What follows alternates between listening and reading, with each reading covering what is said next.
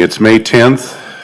It's the Tuesday, May 10th, day for our regular Commissioner Board meeting. We have a full slate of commissioners. Our administrator, Mr. Johnson, is on telephonically. Clerk of the Board is here.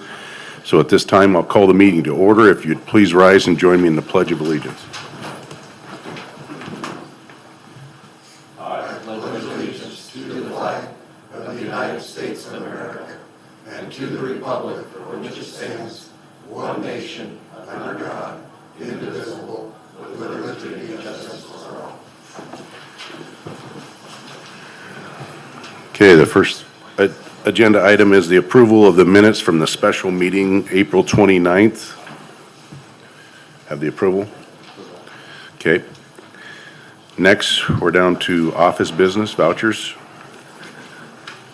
We have one today. The mic's on. Just push your button.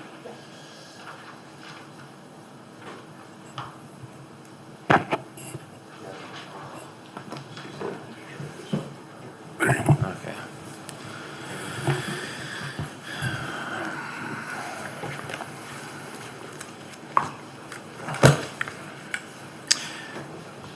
Move for approval of fund expenditures in a total amount of $143,741.75 as presented, and note that it has been reviewed and signed by two representatives of the Auditor's Office and the County Administrator. Second.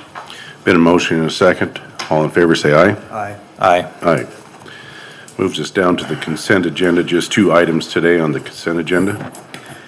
Move for approval of consent agenda items 1 and 2. Second with discussion. We have a motion and a second for the consent items 1 and 2 with discussion. Go ahead, Commissioner Peck. Anybody from Public Works here today? Oh, there you are. Good to see you. Sorry, missed you over there. You must have just come in. So in the read ahead in the background, third paragraph, the last sentence says that when this agreement concludes, that the county is obligated to return the motor grader to the persons or entity as lessor may designate. Is there any language in the contract that makes clear that that's locally, regionally, that's not Florida or England or somewhere, wherever their next buyer is? It's Western States CAT here in Pasco. Okay. But Just- they can designate anyone, but their agreement with Western State CAT is separate from Public Works. But Western States CAT does have the local contract with the state.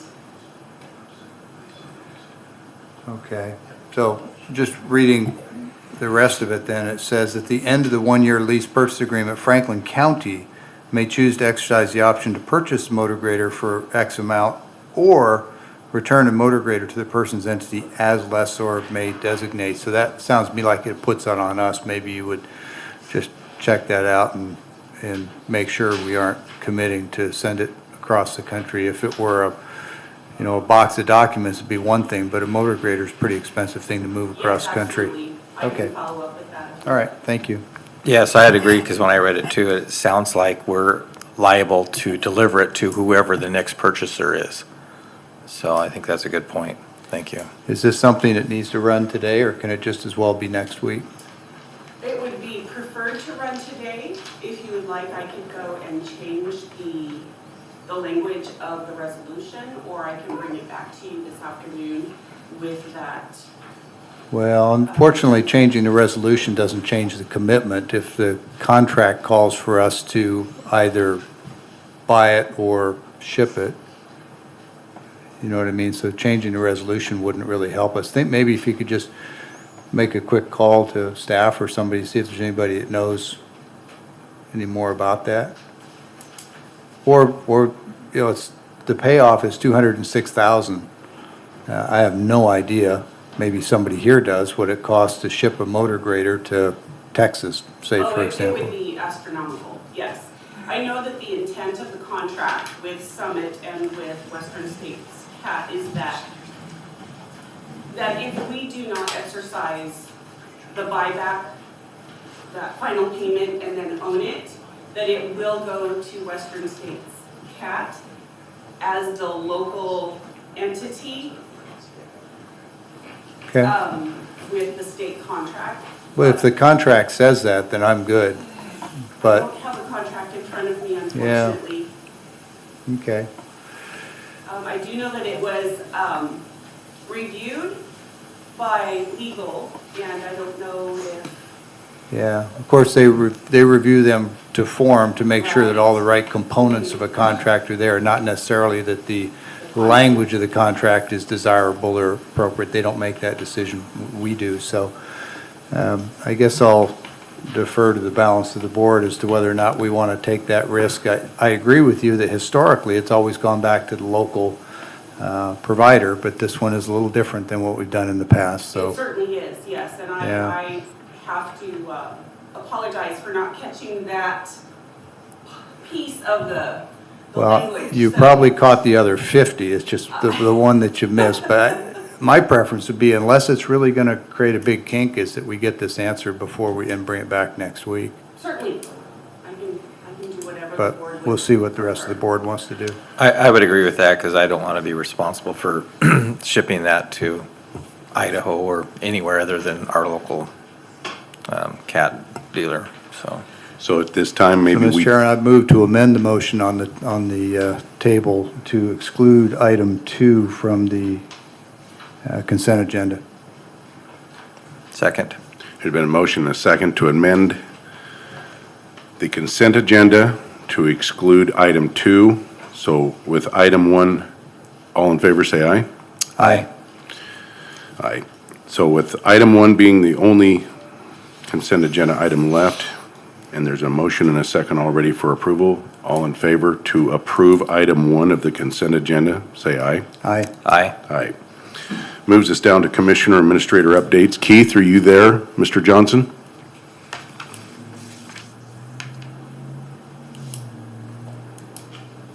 I don't think we can't hear him. Can you hear me, Commissioner? There you go. Go ahead, Mr. Johnson. I'm having a difficult time hearing you. Sorry about that. Yes, for update, past week participated in a virtual Hanford tour, kind of get an update on things that are going on across the entire Hanford site, which I thought was a good program. Met with some folks from Benton County regarding the future of the law library. I believe Commissioner Didier has mentioned this in the past, that CBC will no longer be hosting the law library site, so we're looking for an alternate location and some modifications for how that law library works. But that work is in progress, and we'll probably see some results for that in the next month or so. Still working on a number of different ARPA projects, funding for those, and then also working on construction or putting together of the Mental Health Advisory Board. We received about 20 applications.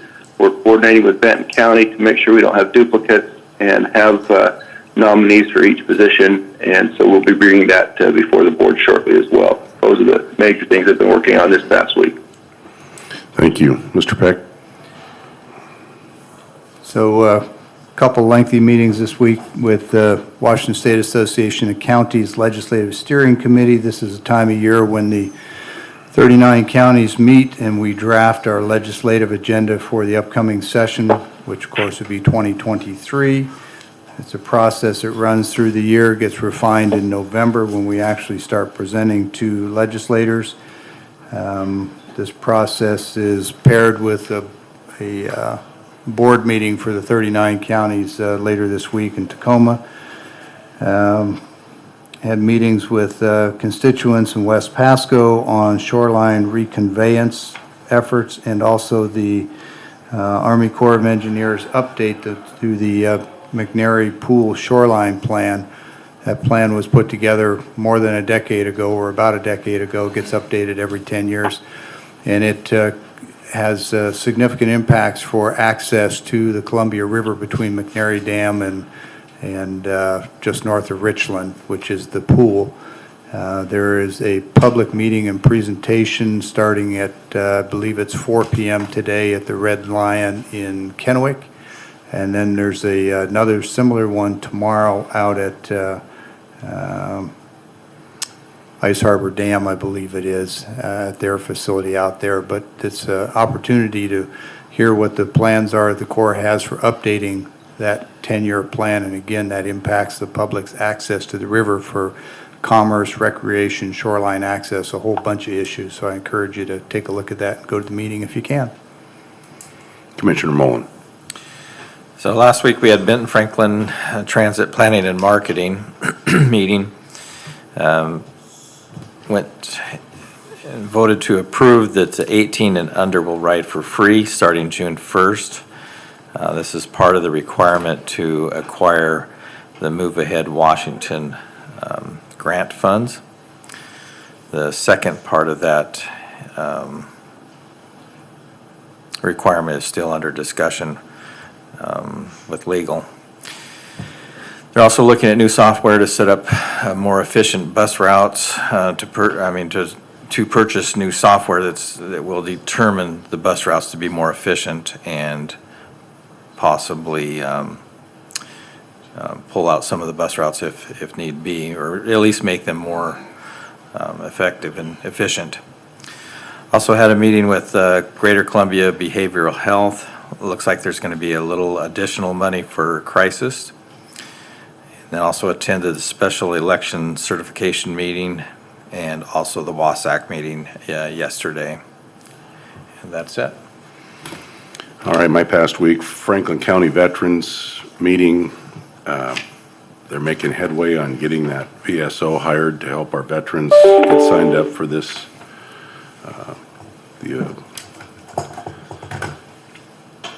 The things that they can get money for and helping them transcend into a normal life. Then the Ben Franklin Operation and Maintenance was canceled. Ms. Milham, the clerk of the board, had the Washington Association of County Commissioner Clerks here. We got to meet all of them that were present, and it was pretty neat to see all these people from around the state come to this room right here. We had a great meeting. Hanford virtual tour, which Keith was on, I was on. Thursday, we certified the election, and thank you, Commissioner Mullen, for filling in for me on Friday to get that finalized. And then all day Friday, the reason why I couldn't be at the certification was I was in the Ben Franklin Transit interviews for the general manager position, and I think we got some great candidates there. We whittled it down. So I'm really looking forward to seeing Ben Franklin with a new GM and the path that it'll go. So with that, we'll move down to public comment. Is there anybody for public comment? Mr. Chairman, before we move into public comment, if I could get a second bite at the apple on administrator updates. And Absolutely. Commissioner, I meant to note, just for general interest, that last week our county prosecuting attorney, Mr. Sant, received a direct commission from the United States Army and was commissioned into the Army as a major in the Army Reserves, be working in the civil affairs arena. It's not a common thing, and hats off to him for being willing to serve. Thanks. Okay, with that, public comment. Anybody for public comment? There's somebody on the phone? Okay.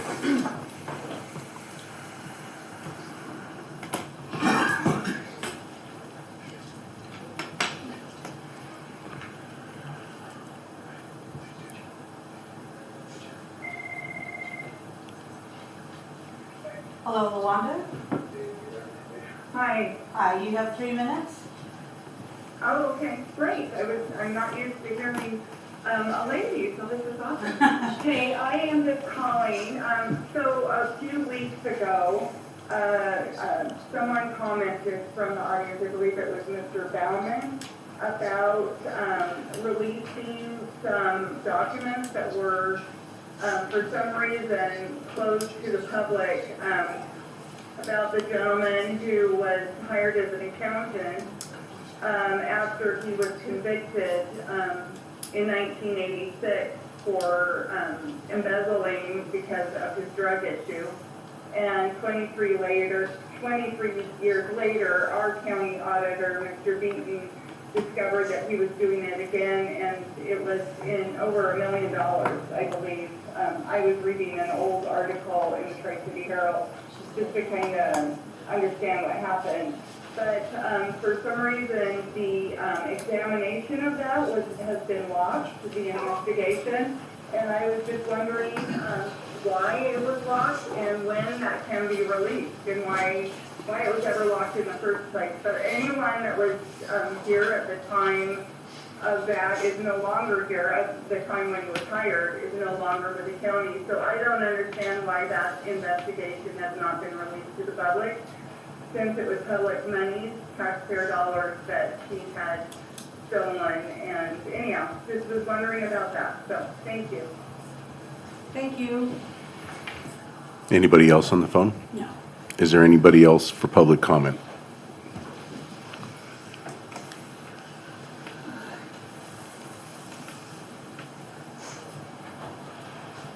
George Dockstuder, and till Lori yells, I'll try and control my language. But I want to reiterate again that Mr. Johnson said they had 20 applicants for the mental health deal that we're funding now. And I would like to make sure that we just don't have a bunch of bureaucrats sitting on that board, that we have individuals that have an interest in the community and have an interest in mental health and the problems, the drug abuse and whatnot, that we get a good mix. We don't need a bunch of people on there like we have on the Ben Franklin Transit that think they have to spend every damn dime we've got just because it's there. You need to spend it wisely, and we need some of our taxpayers on that committee. Thank you. Is there anybody else for public comment? Seeing none, we will move on down to administration office business. Keith. Yes, thank you, Mr. Chairman. The first item is a discussion with the folks from McKinstry regarding our Hapless Center energy audit. They have some additional information that we'd like to share with the public today. And Mr. French, the general manager at Hapless, is, I believe, in the meeting to participate as well. I'd like for them to kind of walk through their presentation and then certainly answer any questions that board members may have. Okay. Go ahead, Christy. Okay, thank you. Good morning, Commissioners. I'm just going to do just a very brief update of where this project started and where we're at in the process, and then Lance will provide additional details. So the project was started to accomplish several goals, the first of which was just functionality of the building. The equipment is original to 1994 construction. It's far exceeded its expected life. That makes it expensive to maintain and operate, and it's also not energy efficient. We looked at adding cooling to the arena, updating the lighting to more energy efficient LED lighting, and also increasing the lighting for safety. The building also is subject to the Washington State Clean Buildings Performance Standard. That's because it's over 50,000 square feet. This standard sets an energy usage index target for the building that's set by the state. And right now the building is pretty substantial over that target in its energy usage. So another goal of this project was to bring that into compliance to avoid future fees and penalties. And then also to just financial stability for the operations of the Hapless Center and the economic development that it brings into the area, and to make sure that it's rentable. We're using the energy savings performance contracting process. So we are in the middle of what we call an investment grade audit. The last time we presented to you was in February, and this was when we had rough order of magnitude pricing to accomplish everything that I had just listed before that we wanted to accomplish. At that time, the price tag for the entire building was a little bit more than the county wanted to spend, so we were asked to break that into projects and make it a little bit smaller increments. So that's what we did, and then we continued to further design so that we could give you a guaranteed maximum price for the project, and that's where we're at today. So we have the pricing finalized. This is what we presented in February. So we had looked at potentially 3 phases. The first phase, this was based on the priorities of Tom and Keith on what was most important, and that was keeping the Expo Center up and running, and the lighting upgrades, and then also repairing the roof and adding snow guard to protect the equipment and also people walking by the building.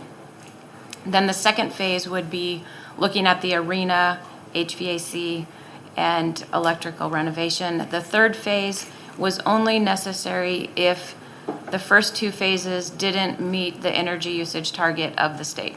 So that would be adding solar to the building, and that would, again, only be done to meet compliance. At this point in time, we believe that doing phases 1 and 2 will actually bring the building into compliance. So we're not recommending phase 3 unless it becomes necessary. Totaling all of these, the entire project would be between $12.9 and $15.5 million. So what's happened since February? We got farther through design and walked subcontractors and got bids. So starting with the phase 1 and phase 2 as presented was on the low end at $12.2 million. Some things have gone up since then, some things have come down. The biggest increase was in the atrium, the VRF equipment cost escalation, and particularly the copper has doubled in price this year. So that's about $2.5 million additional for the project. The roofing and lighting, there was some additional scope, some additional repairs for the roof, and additional snow guards and material. Cost went up, particularly for the metal products. That added another $500,000.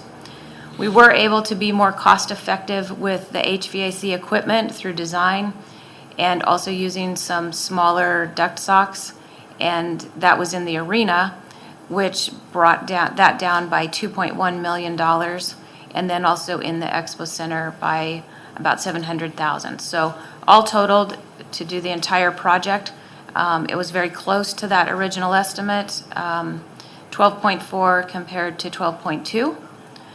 But the difference between the phases is something I'll let Lance explain. Thank you, Christy. So initially, the direction that we had from the commissioners was phase 1 was to include the expo and atrium HVAC controls and electrical upgrades, lighting interior and exterior of the building, and the roof repairs on the building. As Christy discussed before, the primary large cost increase for this project came in the atrium. The majority of the cost was escalation came from that VRF system in copper. In addition, the other units, HVAC units, also went up, so it wasn't the full $2.5 million. And again, the roofing and lighting, the additional scope increased that budget by about $500,000, dropping. And we were able to make some efficient design measures, but ultimately that increased the budget up to just shy of $8 million for the first phase of the project versus that 5.6 to 6.8 range that we presented in February.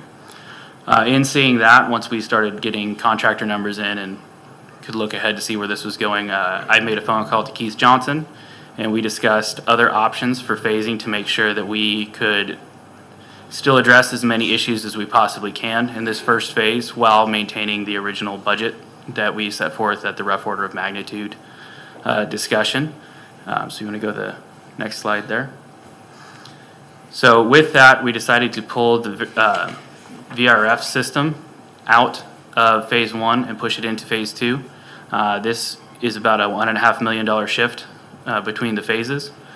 This was the single biggest cost premium at the moment, and it's because of the copper that we're using in the building and having hundreds of feet of copper pipe throughout the building. At this point, this levels out the two phases, at 6.4 million and 6.3 million. We did add an extra $300,000 to Phase 2 to depict what an additional mobilization and separate project fees are. However, this does not have any cost escalation for future years' work, if it was to be extended into next summer, or potentially the following year. This project, as it sits without the VRF system, will reduce the EUI of the building, which currently sits about 66, by 24 points. This gets us about just shy of 70% of the way to the Clean Building Performance Standard target. Most of these savings do come from the lighting upgrades, both internal and external to the building. And additionally, we have new controls on those units that will allow us to maintain tighter control of the HVAC systems to gain some efficiency there. As Christy stated before, we believe that Phase 2, with the VRF system in the atrium that serves the conference rooms and office spaces, as well as the arena HVAC and controls work, will get us to that target. But we do have the Phase 3 of solar if we do indeed find out that that's not the case.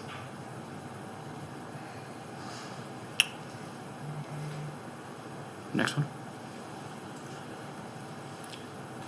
So, Keith, we kind of wanted to turn it over to you on what the next steps are. This is the completion of the investment grade audit, and we do have the energy services proposal ready to go for the commissioners, and we'll initiate the contract process with Department of Enterprise Services for your review. But on the county side, we wanted to turn it over to Keith for comment. Yeah, this is Keith. I'm not sure I caught the last sentence there, but I think you turned it over to me. Yeah, we wanted to make this known to the board and the public as well. We are, I believe, ready to commit to completion of Phase 1 using ARPA funds primarily to finance that. We still have some work to do with the city of Pasco and perhaps looking for other federal funds or state funds to before we would commit to Phase 2 completion. But what we're looking for today is essentially a thumbs up from the board that we can bring that document or that contract with the state department to begin work on Phase 1. We won't be signing anything today. We would bring that for signature for next week, but we just want to make sure that all the questions have been answered and everybody's on board with moving forward in that direction. Commissioners. So this Phase 1 will get us down 24 points to have our destination of 35. Correct. With the EUI points. I asked you some questions the other day about the price of copper and where it's at and why the increase on it, but did you have a chance to check with the contractor? Is all the old copper coming out, is that theirs, or is that part of the deal? Or that's included in their contract. That is included in their contract. Okay. And then, of course, all materials that are stored there are your responsibility. Correct.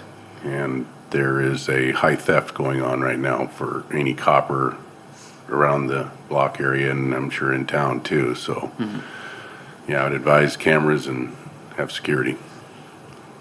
Absolutely.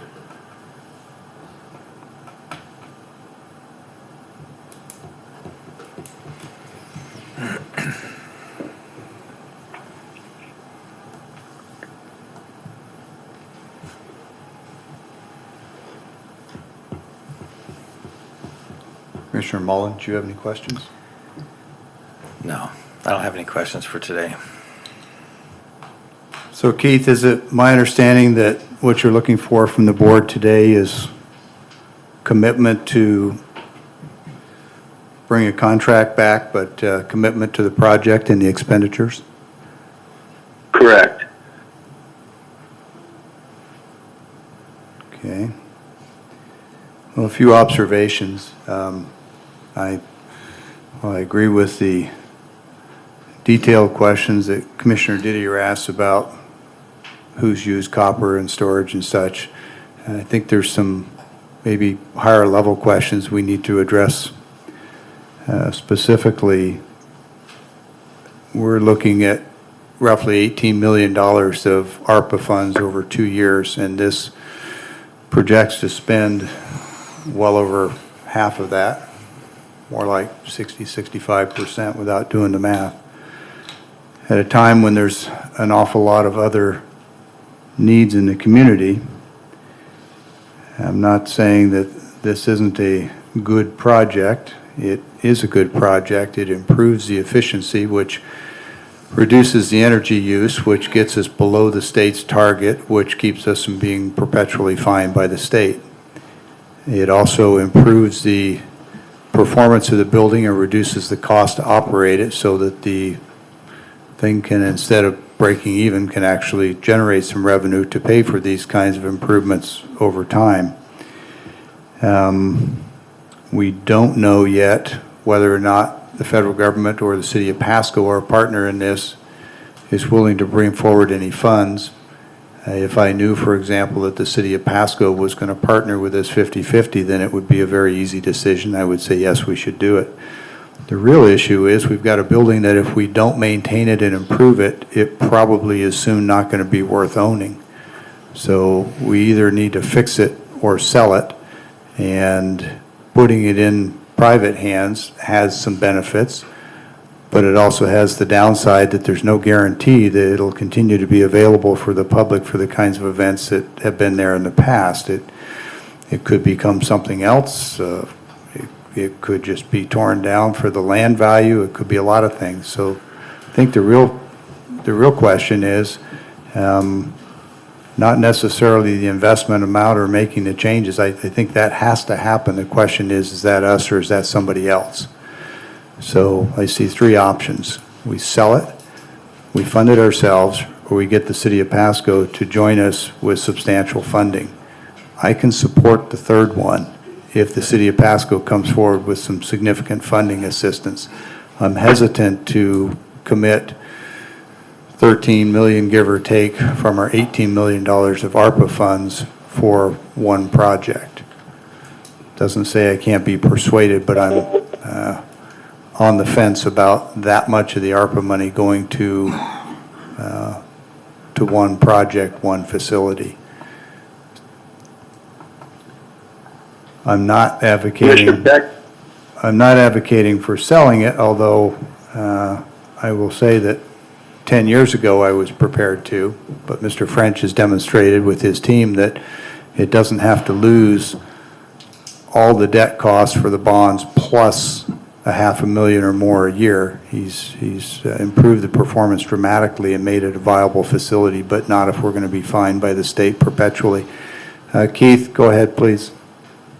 Yes, I didn't mean to interrupt you, but I think what we're looking for today really is not a full commitment of the $12 to $13 million, but it's just to complete phase one. That's kind of the reason we broke it up into these phases, was we wanted to make sure that if we committed to something, it was affordable, but also had meaningful impact on the functionality of the building going forward. Yeah, we feel like these investments. Go ahead. Well, I appreciate that, and I'm well aware of the phases and the dollar amounts. We all got briefed on this yesterday and again this morning. But if we don't do both phases and spend the full amount, we don't meet the state's targets, and then we have a facility that isn't performing to state standards, and there will be fines associated with that, and we won't have the cost reductions in our operations through increased efficiency. So I think it's unwise to go into phase one without some measure of confidence that phase two is actually going to happen, because phase one by itself doesn't achieve one of the prime objectives of this whole exercise, and that's to get down to the state standards to avoid being fined. So my question for you, Mr. Johnson, would be, what is your level of confidence that we'll be able to find meaningful contributions from the federal government, the state government, or the city of Pasco as our partner to reduce the overall costs. And I think I would be satisfied if I could get it down to where we're not spending more than half of our ARPA funds. What's your thinking on that? Yeah, I have had some preliminary conversations with the city, but those have not progressed to the detail enough where they have committed to a particular amount. They would like some more information on what we plan to do with the building and the kind of the future mission of the Hapless Center. I think there is a willingness to have the conversation, but they have not committed to a dollar amount. Do we have any sense of what the timeline is for getting a commitment, if there is one? I realize that inflation is rampant and costs are going up daily. Yeah, I think we could accomplish those conversations over the next few weeks, maybe a month or so.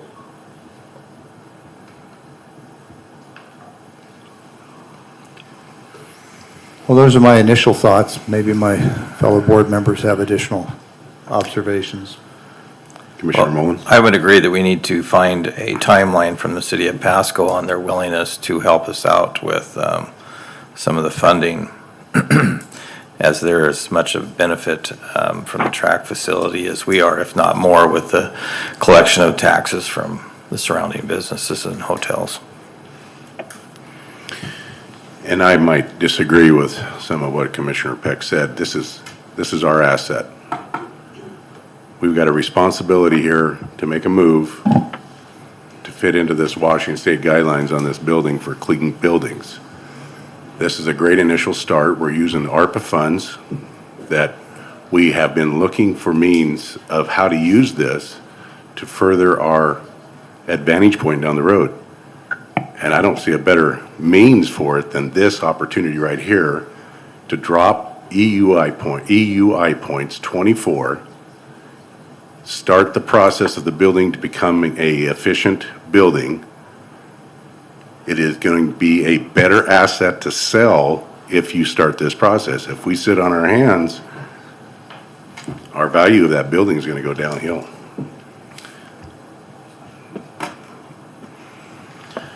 Well, those are good points. I agree the value of the building will continue to decline if it isn't improved.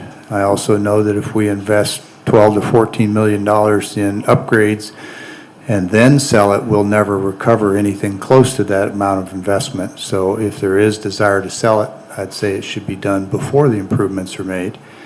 I'm not advocating for selling the building. I'm questioning whether or not we've been diligent in looking at other uses for ARPA funds. We've had constituents ask us for an extended time about where are we intending to use these ARPA funds and looking for a detailed breakdown. And I don't think there's any shortage of uses for ARPA funds. And again, I'm not saying that this is not a reasonable investment. I just think that as a board, we ought to air these things out and put light on the various considerations. For me, getting the city of Pasco, that, as Commissioner Mullen pointed out, reaps substantial financial benefit from tax activity. And when an event happens at the Hapless Center, there's some tax accrued to it. The county's portion is just a blip. It's very minor. The vast majority goes to the city. And they have been partners for many years with us in sharing any costs or profits on an annual basis from the operation of the facility. And that, as I said earlier, used to be some very substantial losses, but now it's more on a break-even basis. And when they factor in the tax benefits, it's a positive for them and a negative for the county. So I can support it if we can get the city to some measure of contribution, some reasonable contribution, whether we want to make at least an initial verbal commitment today on the hope that we get that from the city, or whether we need to wait is probably a pending question. I would hope that we could get a response from the city more quickly than a month. That's, they meet every week, and we've already had initial discussions with them. My might I add to that, I agree that Pasco should be involved in this. And maybe if we opened up the soccer field rental of $1 a year and proposed to increase that, that might get them to the table. Well, the soccer fields are owned by the city, so I don't We think we own the have any ground. control over them. We rent them the ground for $1 a year.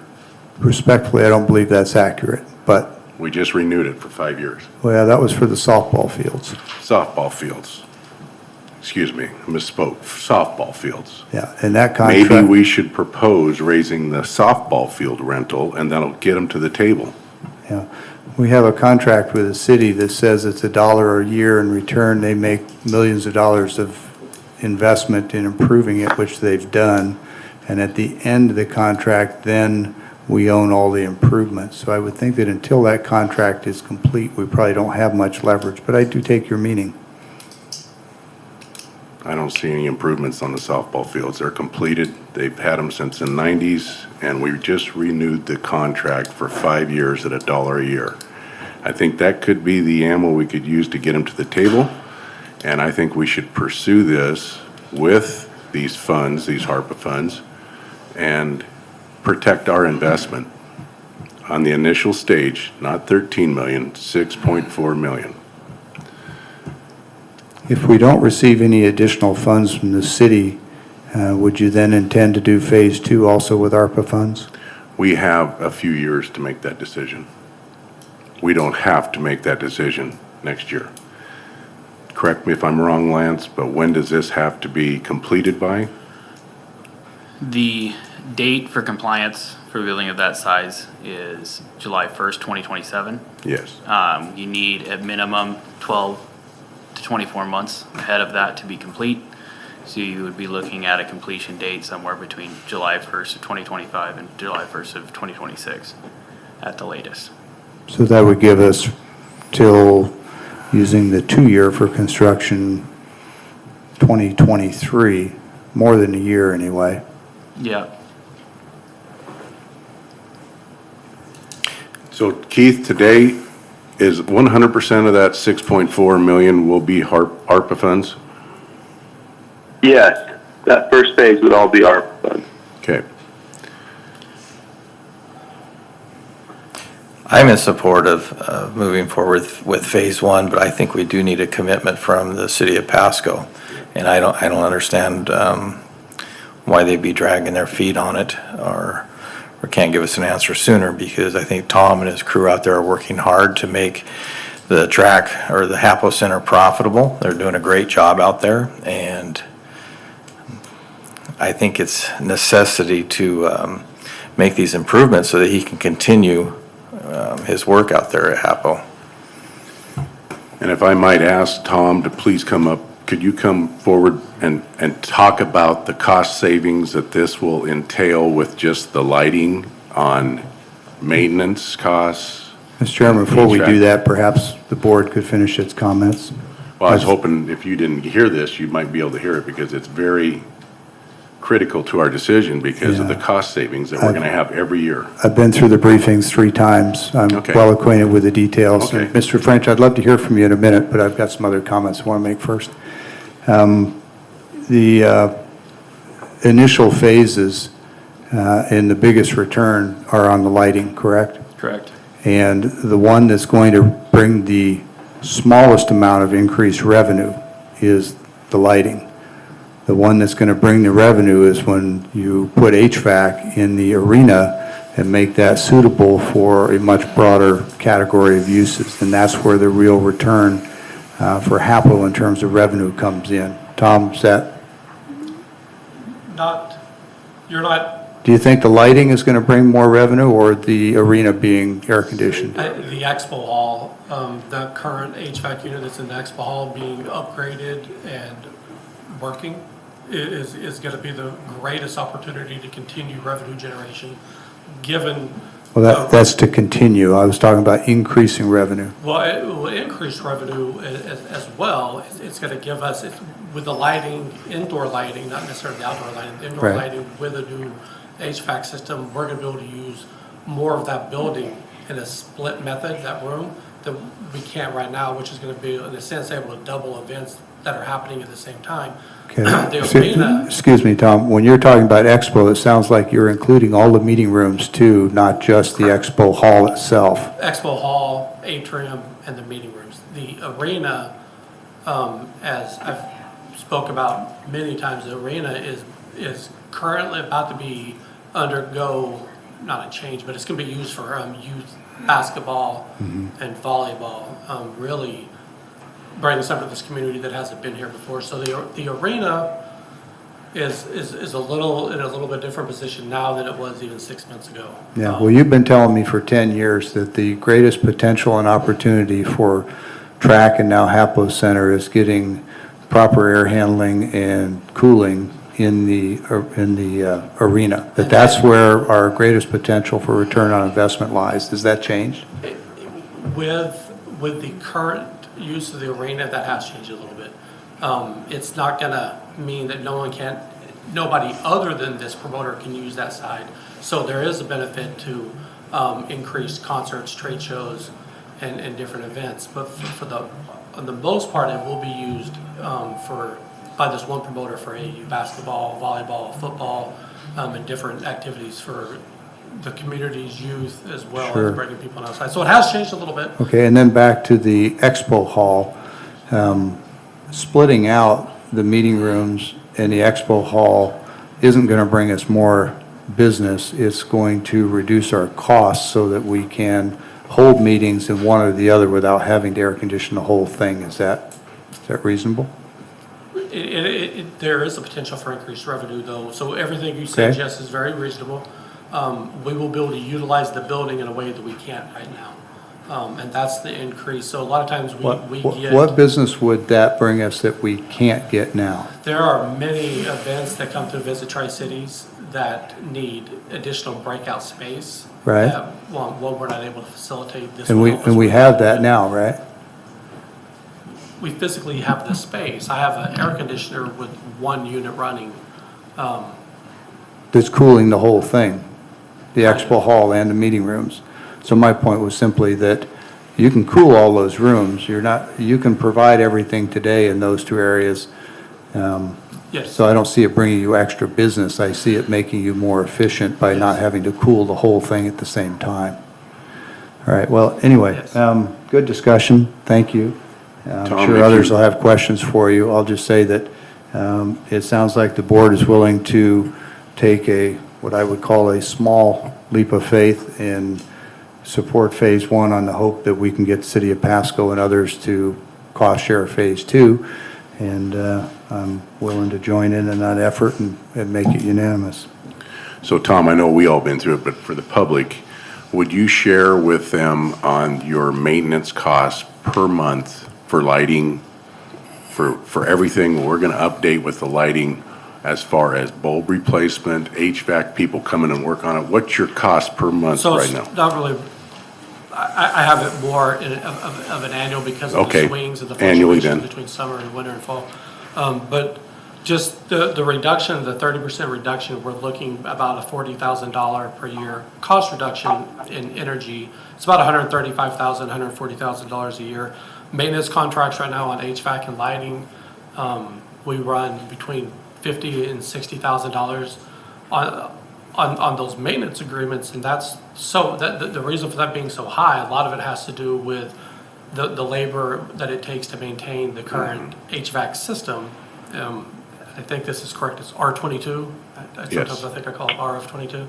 It's very expensive to get the parts. These systems are sold. It's very expensive for these guys to go out and get us new parts when something does fail. The lights are still ballast lighting, which is one reason why some of those lights have to stay on longer than they should. Everything in the parking lot, every time a ballast goes out, if these get converted over to LED, the maintenance contract that we currently have, they primarily change ballast and light bulbs. When the ballast are no longer an issue, it's going to make that more cost effective for us just in the maintenance agreements alone, because the maintenance agreement is going to look totally different. New controls, new systems, the maintenance agreement and what's going to be required of that annual maintenance is going to be less costly than it is now.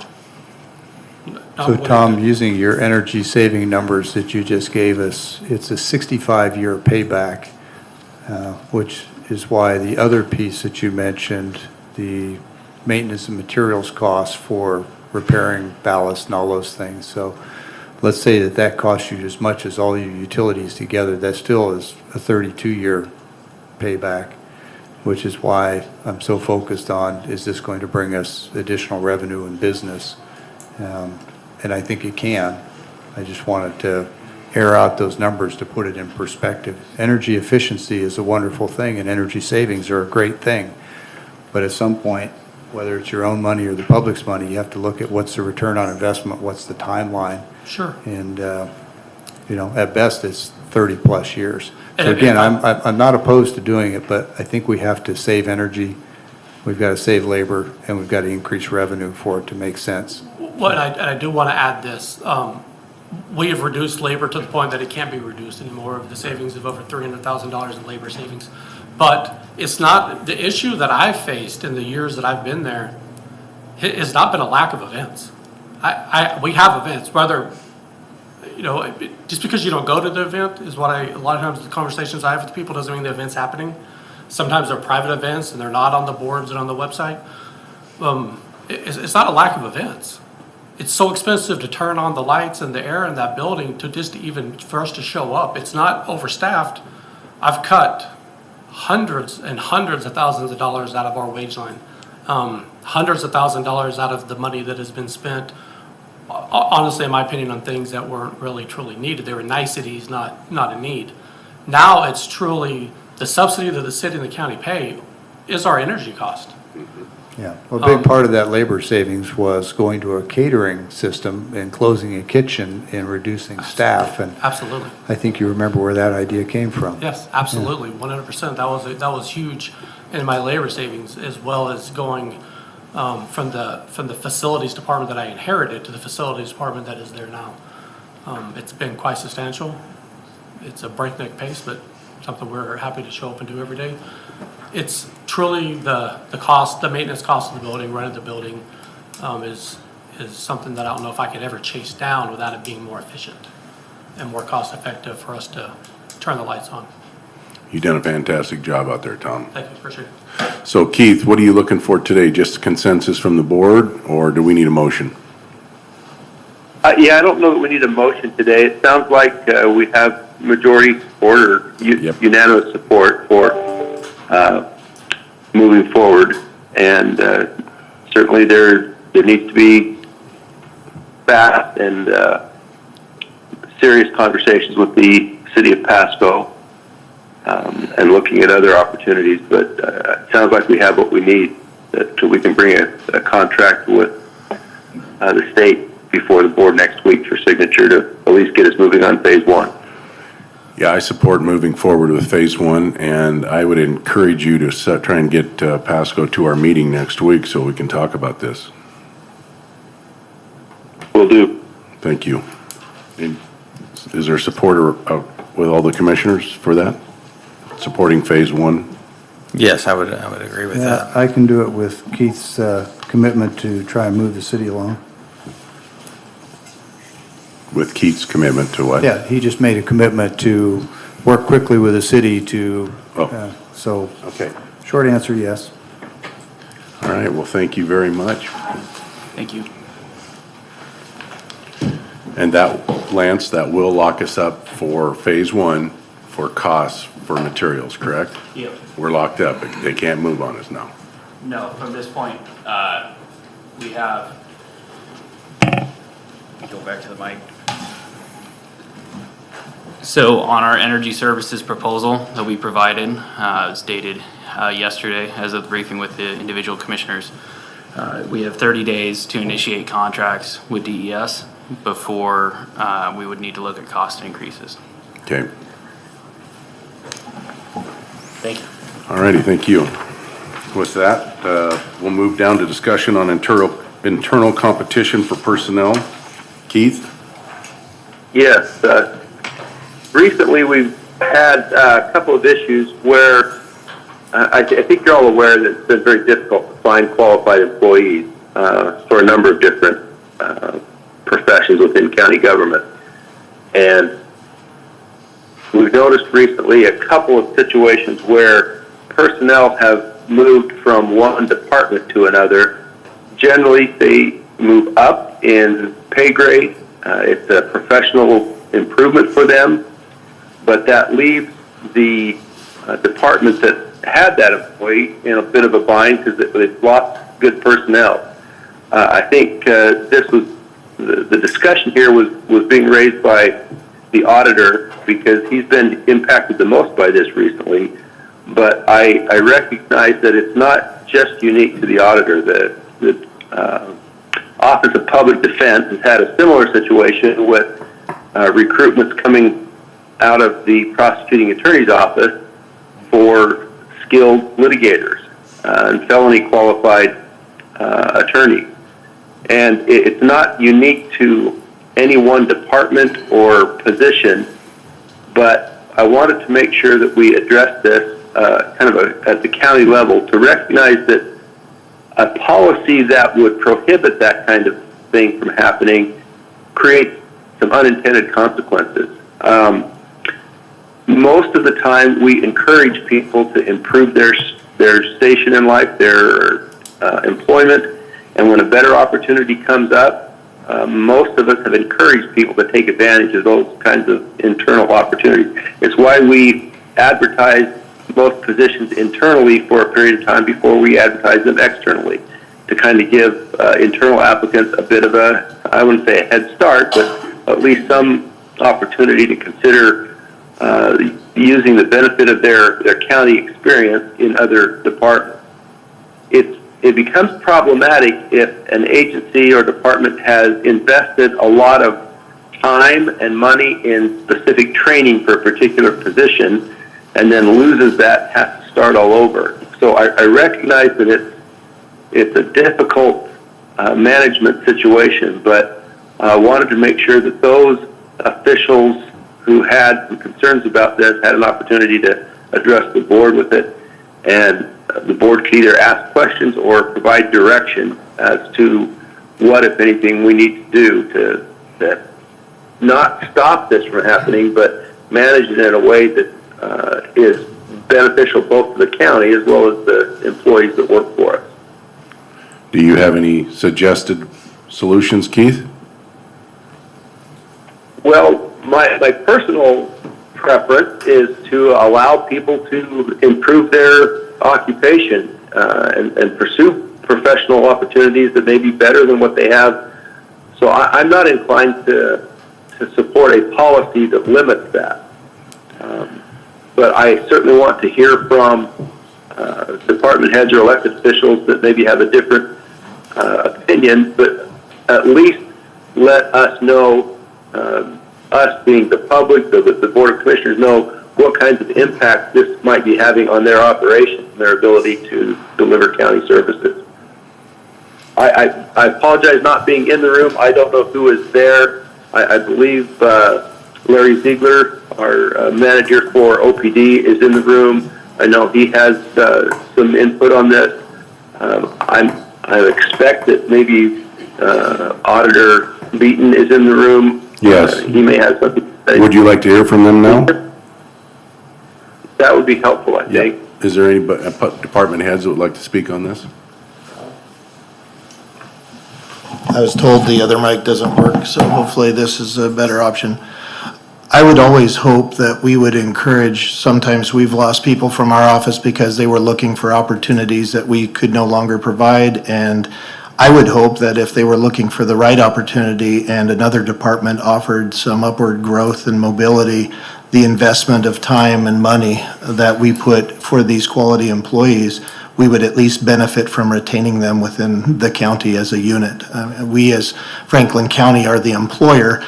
I would hate to think that we are training some of the best people out there and we create a policy that would basically discourage them from sticking around within our county because we know what would happen and be the consequence. We are constantly I think losing folks, and we're having to constantly review how we can be competitive to retain our personnel, especially encourage those that have skills and are willing to invest, whether that be attending classes, improving their education, other trades. I think we should create an environment where we're encouraging people that if they give to the county, that they can be rewarded by being able to move to another department, whether that be learning new skills on their own. I would prefer to keep these good quality people here. And if that means sometimes from time to time we lose good personnel, I would much rather say, hey, I'm glad you are going on to a much better position that I couldn't offer within my office, because we can't just necessarily create a new position unless there's actually a need. And I would hope that if another department had a certain level of skill that would be an upward movement for them, we could at least retain those quality employees. So I hope we wouldn't create a policy without looking at all the unintended consequences, and perhaps maybe the better discussion is, what do we need to do to be competitive as an employer, so that maybe instead of us competing against ourselves, maybe we could compete against other entities, whether that be pulling talent from City of Pasco, Yakima, Benton County, other entities that would provide those skill sets. I would rather us be in the position where, hey, we're in an environment where people would want to come to Franklin County to work. And I think that would be a benefit for all of us and all of our departments collectively. Just my thoughts. Thank you.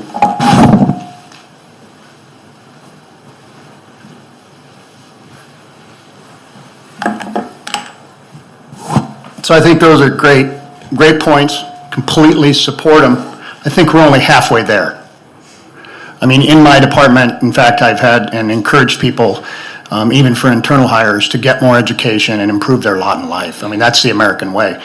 In the case of the auditor's office, recently we've had people either want to make career changes or improve, improve their earnings, whatever it is. Absolutely. Any leadership environment's going to do that. I think the unique position of this board and what you need to consider is that, to me, goes without saying.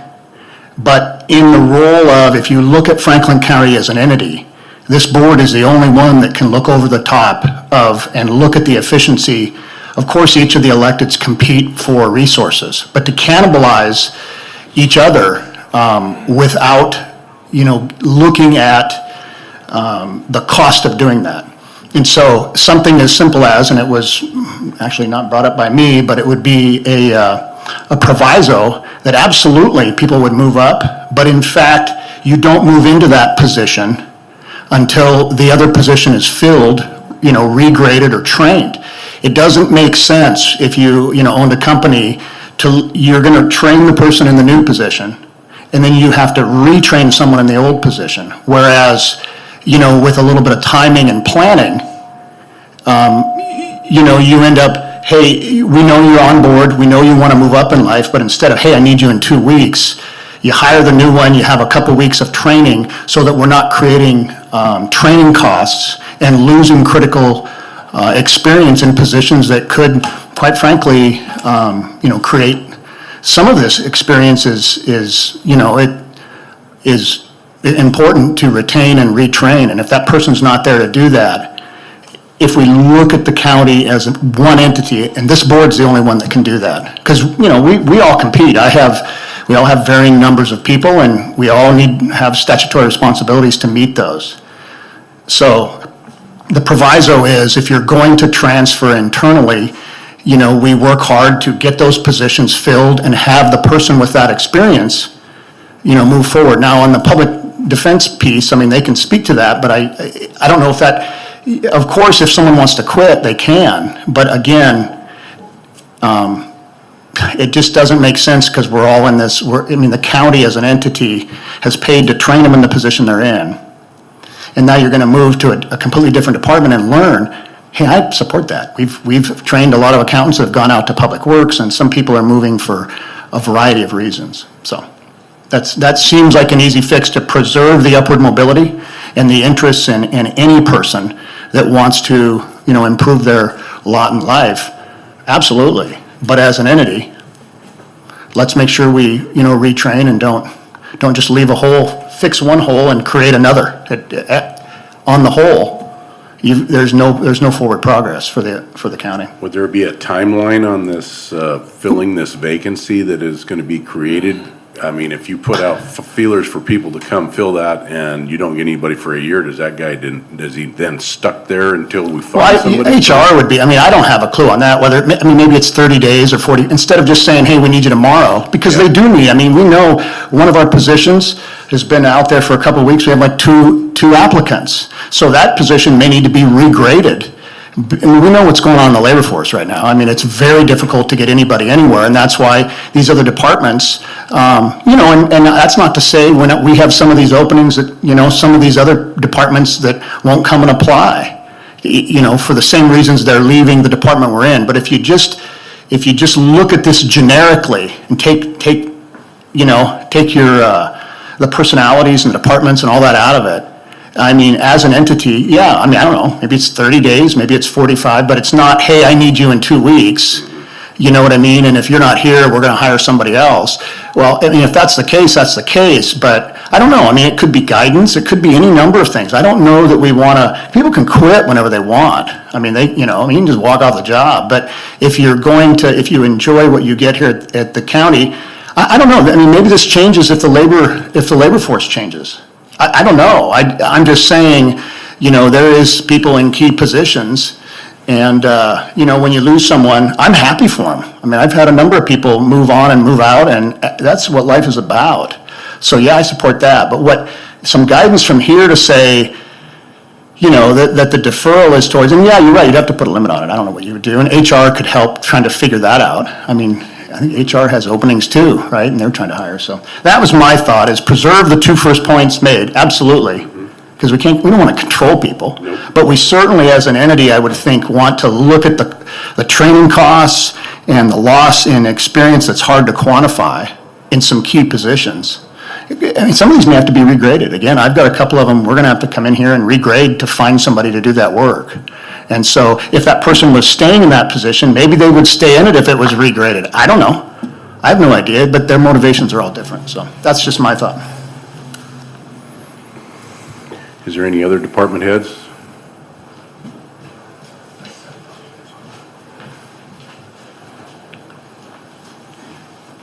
I can give a little input from the assessor's office on what we've dealt with in the past, and we have had people just recently have come on board from other departments. At least one of those individuals we waited a month for. We had one individual came from out of state. We had to wait 3 months to get them in our office. We had another one come from another county on the west side of this state that was highly trained in a very unique appraiser position. We had to wait 5 months to get them in. So I do believe that it behooves all of us to work as closely as we can with one another. The thing we have to be careful of is disenfranchising or violating the individual that's applying for the position's rights. Currently, they're under obligation. If they want to continue employment here, they have to give 2 weeks notice. I don't know that, I think that that's a question for legal, not for the department heads themselves to determine whether or not they should give a month or 45 days or whatever. It's difficult all the way around. I know that, and maybe the commissioners are aware of this, Yakima just did an automatic raise besides their cost of living the first of the year, 5% for all their employees across the board to be able to retain. County of Yakima just did that. I'm not saying that we need to do something like that across the board, but I do know that some positions I've had employees that came because they were getting a raise, others just wanted a change in career, actually took a loss in wages because the hours were less in my office. So whatever decision the board chooses to take, I would do it cautiously. I would do it with some real good input and advice legally. I don't think there's a department here that hasn't been impacted by people transferring out or transferring in. And I think that that's the way it should be as far as, I encourage my employees to look for other opportunities and advancements. I've had people from the appraisal department move to the administrative department, leave quite a hurt on the appraiser side because they were highly trained. So I support the employees looking, growing, and advancing within the county. What I don't want to see is us losing them to Benton County and other places, the city and other things, which could easily happen. Thank you.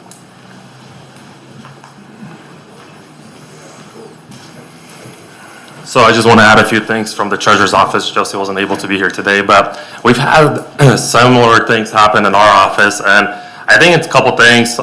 First thing is we want people to have the opportunity to move up. Our lowest paying position is $18.50 an hour, and we actually have an opening for that. So it's hard to recruit. So when we recruit people that are eager and people that want to start a career but maybe don't have the experience coming fresh out of school. And that's part of our selling point that, hey, come work for us, 2, 3, 4 years, you get experience, you guys could move up. So to take away that opportunity from people would completely hinder what we're trying to do. That being said, from our perspective, our office, each office does their own thing. We've had experience where we just lost an employee recently to another office, and I think it went great, and we lost an accountant about 6 months ago, maybe 7 months ago. But I think the important piece from us is setting that culture where that employee, they know when they're leaving you guys in a hole where there's an employee that needs to, or there's not an employee there to fill it, and they work with you guys. We just lost an employee to HR, and we worked with Eric, we worked with that employee to get through our tax season. That employee didn't just quit on us. Eric's been great about letting us know, hey, this is our plan. The employee was great about staying through the tax season. So I think it really takes a relationship from both the management side and the employee. But to put any kind of policy in place, in my opinion and our office opinion, that would hinder the ability of getting even more qualified candidates here. And really, at the end of the day, people are always going to look to improve themselves, their lives, and it's either they stay here and go to another department for better career opportunity, or they go across the river. And we've seen that too. So that's just our opinion. Thank you. So I'm going to make some general statements. Franklin County is on the move. It's growing. It's just flat out outgrowing its britches. And somewhere along the line, this county, our citizens, are going to have to adjust if they want public services. And you have to look at people's basic needs. I would suggest, I know some of you know this, look at Maslow's theory. It's called a hierarchy theory, but sitting in there in the middle of that pyramid are basic needs. Human beings need to feed their families. They need to feel safe. They need to feel wanted. There's all kinds of those type of things. It's not all fixed with money, but it's a darn good start, especially with the people that are coming into the work market right now. I refer to them teasingly as millennial babies. They don't think like you and I, Clint.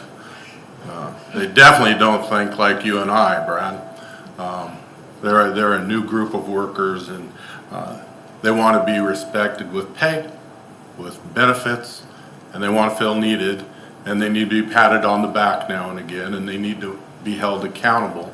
And until we do those type of things, people are going to keep exiting out of this. And I'll just give you one example and leave you with this.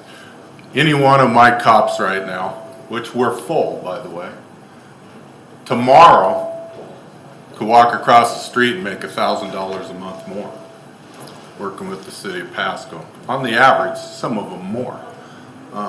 So the goal has to be is how do you keep employees and lessen that percentage that are walking out the door, because at the end of the day, they all want to do what's right for the county, and they all want to work where they're at, or they wouldn't be here. How do you retain them? And I think we need to start researching that if we want to survive as a county and be able to attract people versus send people away. Thank you. Any other departments?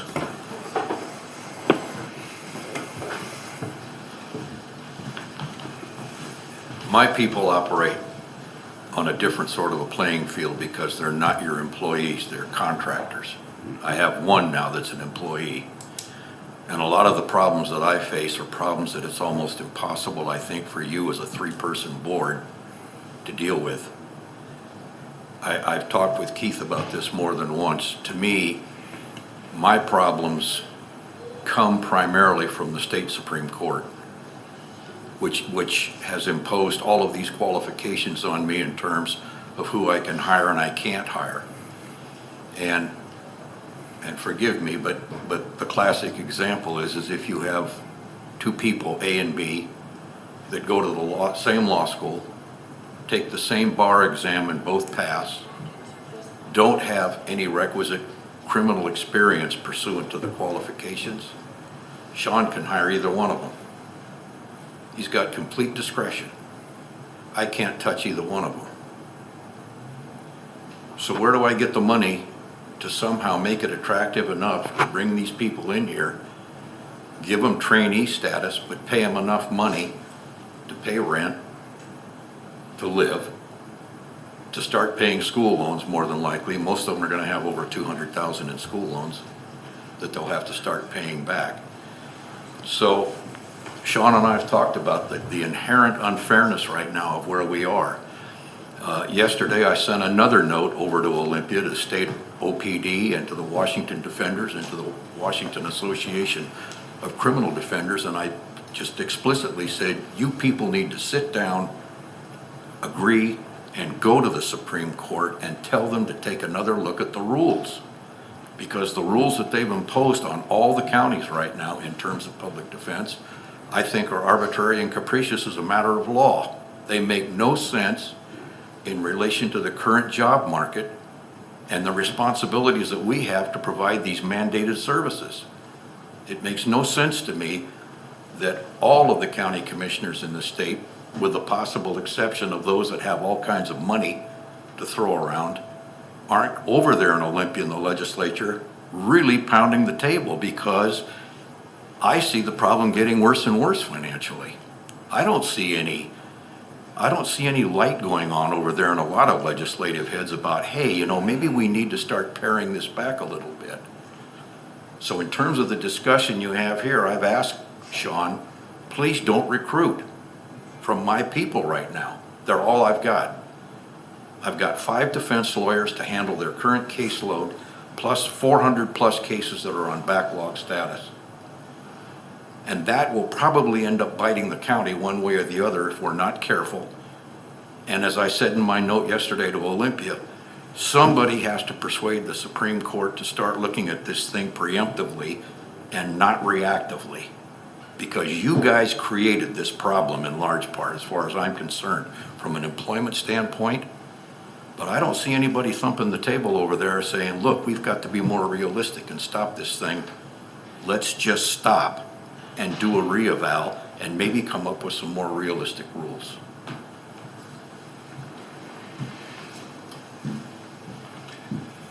Mr. Ziegler, while your comments are fresh, I'll just point out, as the chair of the Legislative Steering Committee for the 39 counties in the state, we have been in Olympia literally pounding on desks. We have placed it in the top 3, I would say, of our legislative agenda items this year, past, and next year's 2023 session. And there is little empathy among legislators to make any change to the state, even in this year of record revenues, to increase funding for indigent defense.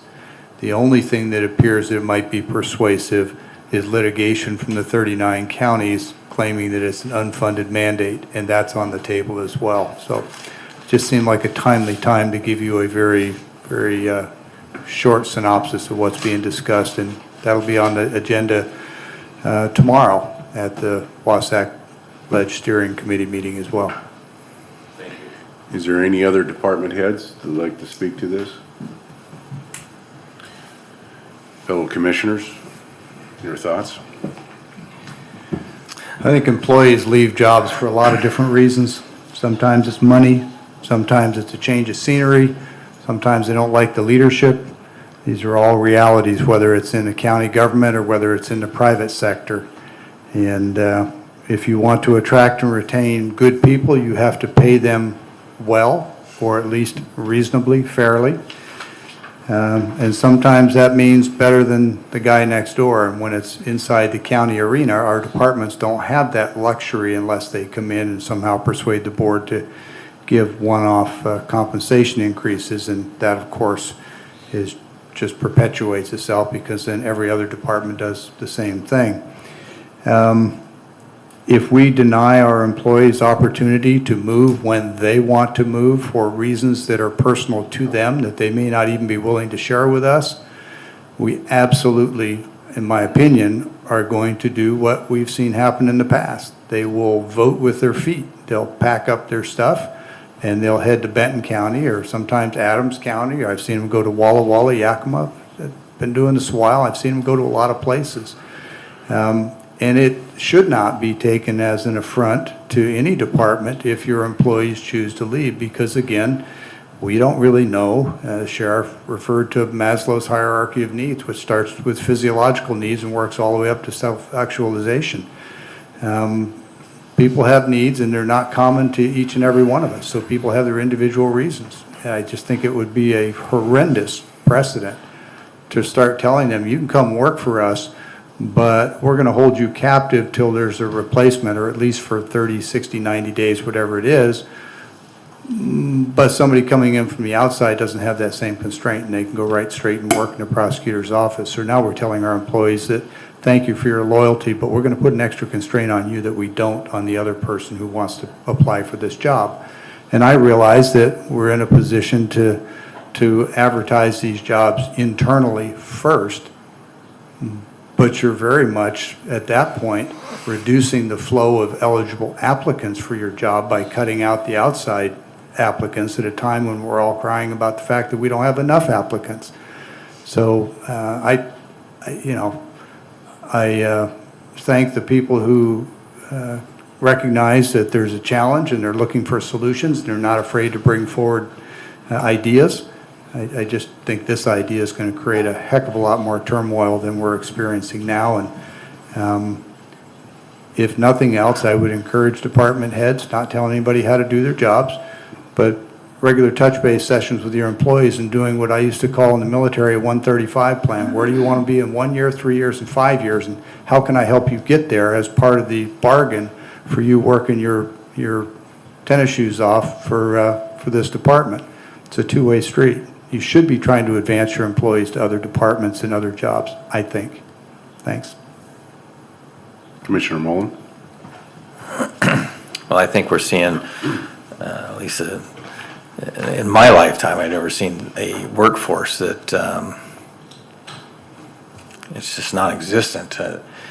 Trying to get anyone to apply for a job in any field right now is extremely difficult. So if we're going to keep and retain people, I mean, we're going to have to pay them. And I don't think there should be any restrictions on saying, you can't go to this department until you do this. I'm against that, because you want people to go out and do their best. And I would never hold anyone back for promoting themselves or increasing their livelihood or family benefits to move to a different position. I've always encouraged people to make that move. I think we do need to take a look at everyone's salary. I mean, if you look at minimum wage right now and then turn around and look at a job that we're posting at $17 an hour, but I want all these requirements, you're not going to get those people to apply. That's just plain and simple. I don't know if we need to take a look at all of our departments and look at other counties and say, hey, how many people are you operating with in your department? And then compare it to mine and their size and say, what are you doing in your department that allows you to operate with 2 less employees in your department? And maybe if we took a look at that, we could justify more opportunity within our own offices and be able to pay them so they don't leave, and make the environment that it's an environment that they want to stay in and work towards. I think this has been a healthy discussion, and it's a problem that our departments are having on keeping their objectives moving forward, and that is, you know, the auditors lost 4 employees, and one of them was the election official, and with this many elections this year, it's a heavy burden right now. We've got a person in there that's taken over that responsibility, that's having to do that plus his responsibility. I am in no favor of restricting people's movement as far as, but I think if we have a good work environment, they'd be more than willing to work with the department to help train that next person for a couple weeks if they got to give a 2 weeks notice. And I think that we need to make the incentive more appealing to the employees. It looks like we're having a problem getting people here, and we're actually hiring within because they got an upward mobility. They stay in the courthouse, and we need to readdress the grades and pay ranges of the department and the people that are working therein. So that's, I think it was a great discussion. Keith, do you want to add anything to this? No, I think it has been a great discussion. As has been said, it's a unique time in the history of employment that it's very difficult to find employees, and that's not unique to the county or county departments. Private employers are having the same struggle. I think right now it's a matter of making everybody aware that this is an issue that we probably need to spend some time thinking about. It's a very simple problem to understand and comprehend, but it seems fairly complex to come up with a solution that meets everybody's needs. But in short, we need to continue this conversation, and I think Auditor Beaton raised the idea that we need to do a better job of working as a team across all departments. But I think this has been a good positive step forward, but it is just one step. Okay, well, that concludes the discussion on internal competition for personnel. Moves us down to public comment. Is there anybody on the telephone? There is.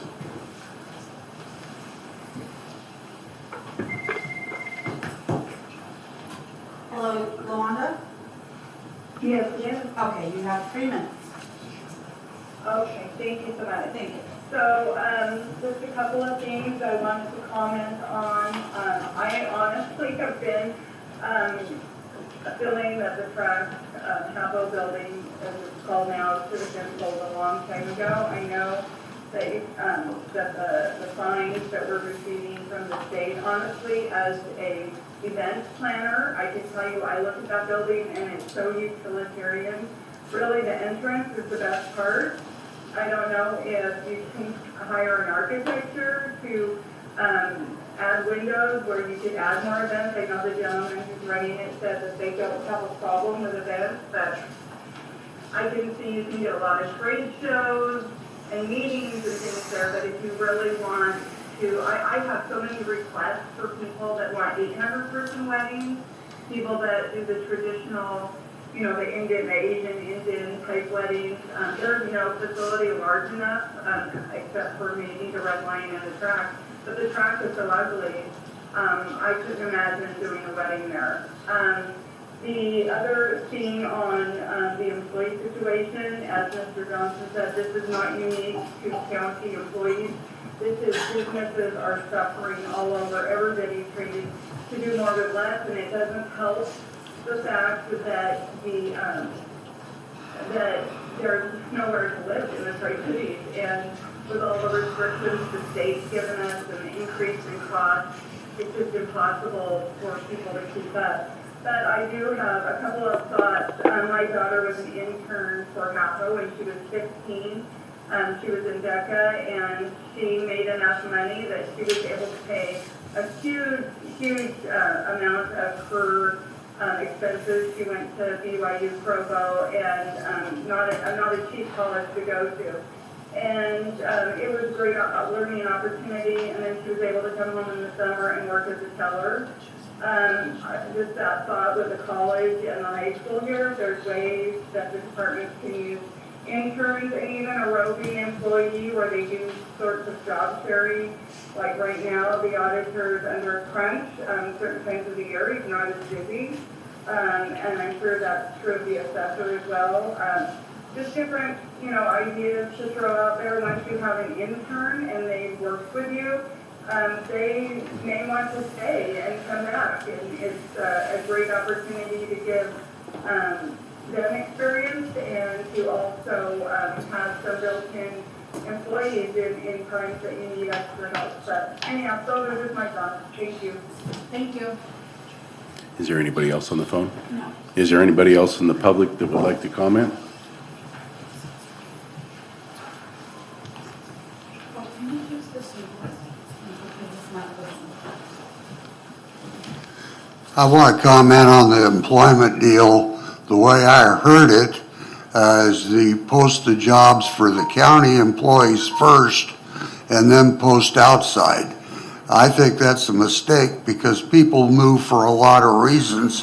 I think it should be posted to the general public and the employees at the same time because people move, they want to be closer to their parents, they want to be closer to their kids, and you're missing the opportunity to find a well-qualified candidate that never had a chance because it was filled from somebody inside the county. And the other thing I want to talk about is track.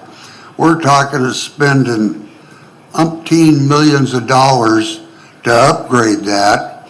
And if the city's not going to help us, I think it's a waste of time and effort. I would like to know how much money is generated just from the buildings, not from the RV park, not from the RV sales and all that other crap that goes on out there. But if it's not enough to pay back on the investment, why spend any of our money on that building at all? Let's tear it down and sell the ground, or let's sell off pad sites along Convention Way where we're providing the parking lot, or lease them with a triple net deal back to us to where we can generate income to help float that thing. But I can't see us spending that kind of money if we're not going to generate enough income out of the inside of the buildings to pay for it. It's a bad decision financially. Thank you.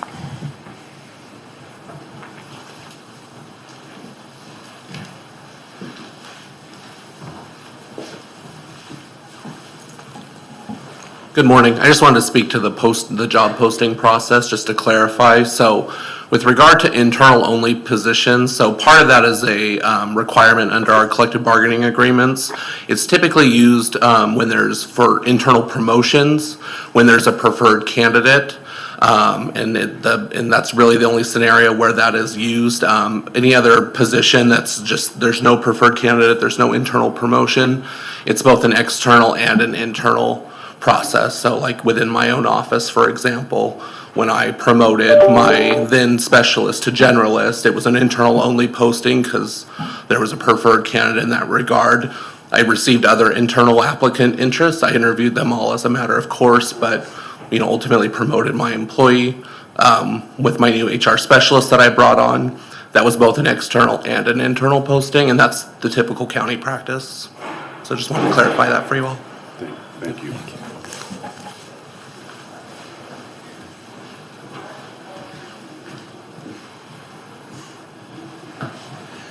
So coming from the business world,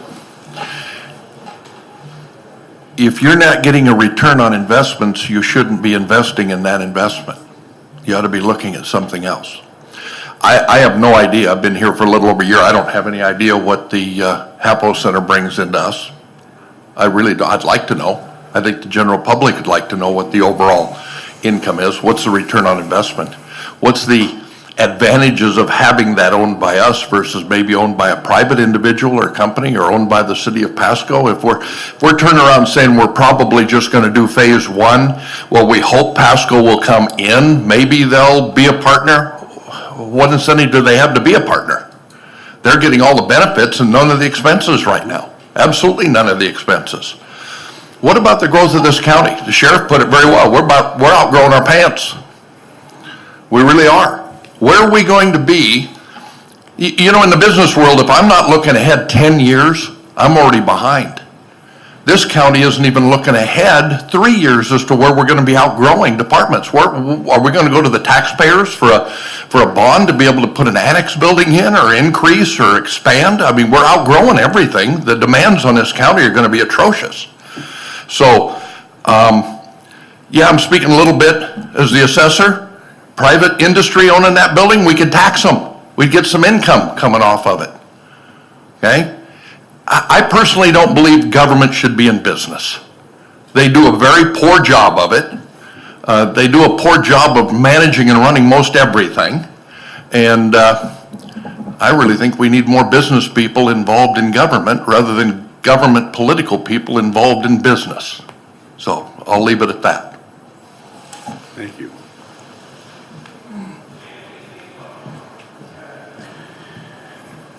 Anybody else? Public comment?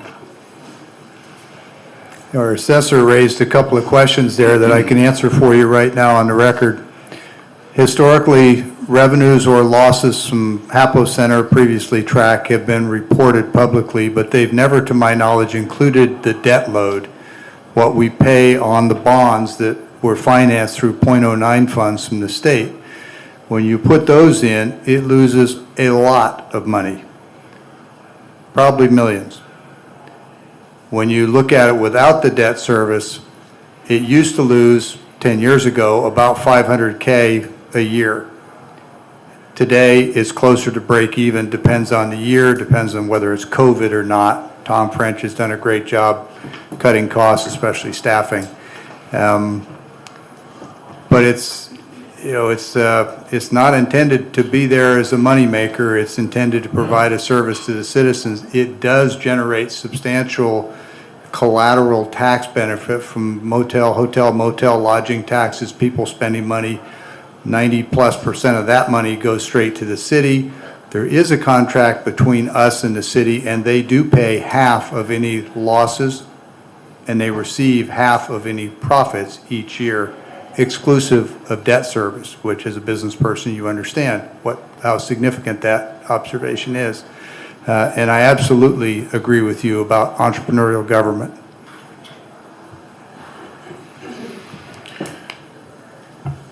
Commissioner Mullen? Oh, no, I'm in agreement. I mean, I don't think the government should be in any business. But I do understand that the track facility there is something for the public to use to draw more businesses in for business in for the hotels and restaurants. But, you know, the city of Pasco has to be a part of this project. I mean, they're reaping all the majority of the benefits as far as the tax revenue, and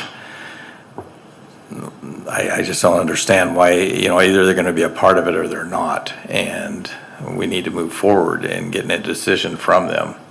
So that's my thoughts on it. And I agree. Pasco should be making the initiative to join in this discussion instead of sitting on the sidelines.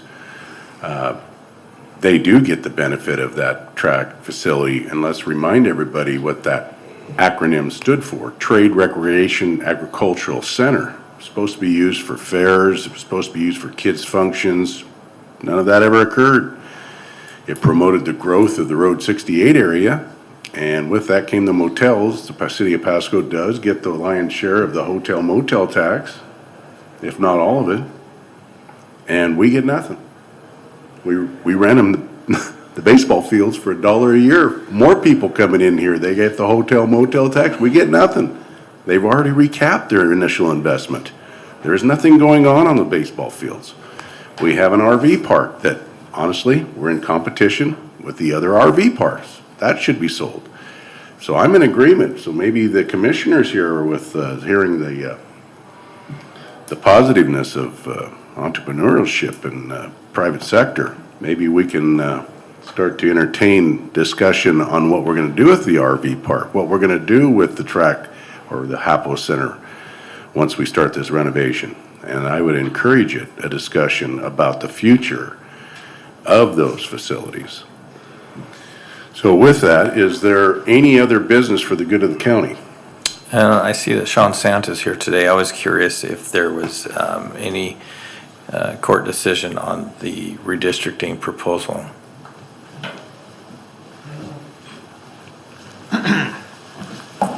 Yes, as briefed with the board on Tuesday, when the decision was made to make the final approval of that, that was entered in with the court yesterday afternoon. So that is a final deal that has concluded this particular litigation, and that sets out the terms, just like was discussed at the Tuesday meeting.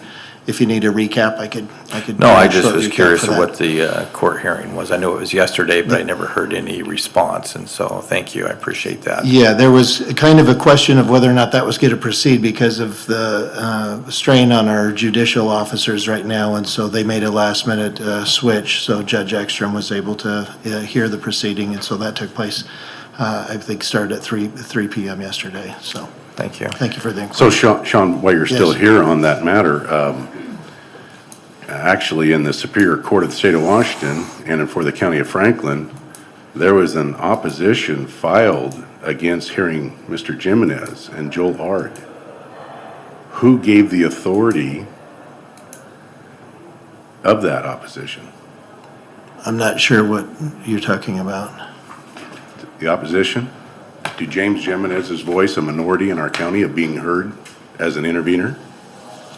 The opposition to intervener was not made. The opposition was trying to thwart a settlement which appeared to be a change of the communication that was sent earlier to the county on Tuesday, if that's what you're talking about. Yeah, The county never opposed Mr. Jimenez's intervener status, if you're trying to allude to that. What happened is after the board took action and it was communicated that there was not going to be any opposition to the settlement, there was additional communication that came in that made it seem like there was going to be some kind of objection. What it turned out to be, that was more of an issue for interveners to seek CR 11 sanctions against the plaintiffs, and that issue is set for the 16th, but it did not involve the county. This lists us, defendants, Franklin County, Clint Didier, Rocky Mullen, and Brad Peck's response in opposition to intervener James Jimenez motion for sanctions under CR 11. Motions for sanctions because there was a question of whether or not they were going to be seeking sanctions from the county or just to who they were going to seek sanctions. As the hearing took place yesterday, that issue is still going to be resolved between the plaintiffs and the intervener, Mr. Jimenez, who is represented by Joel Ard. Yes, that's set for May 16th. We're not a party of that, and we wanted to make it very clear that the county was not interfering at all with that. We wanted to make sure that the settlement agreement, as discussed and approved by both parties, went forward. I believe Mr. Jimenez's counsel made reference that there was still an underlying complaint because I think it stems from a filing that the plaintiffs made. They did not note it before the court. This occurred back in, I believe, December. This was not noted.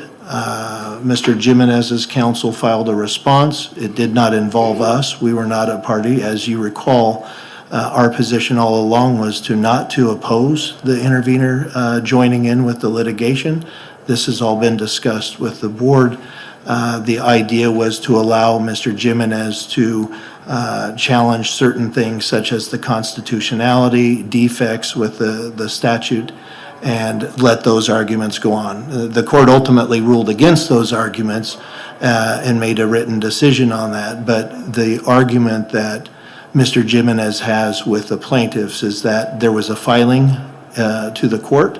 There was a brief filed by the plaintiffs, not by Franklin County, and because Mr. Ard responded to that and it was never heard in the court, there's a question of who's going to be responsible for those fees. So that is going to be determined on May 16th. And again, that has nothing to do with Franklin County. Franklin County's position was we had a settlement agreement between the plaintiffs. We're the principals named in the suit, and we didn't want anything to impact that since that was a unanimous decision by this board. We wanted to ensure that as far as the county was concerned, the resolution settlement went through yesterday, and it did. Okay. But yeah, May 16th, I believe that was the record that will take place, another hearing, but again, Franklin County is done, because as far as we were concerned, the terms of the settlement agreement are what was executed yesterday in court. Okay, thank you.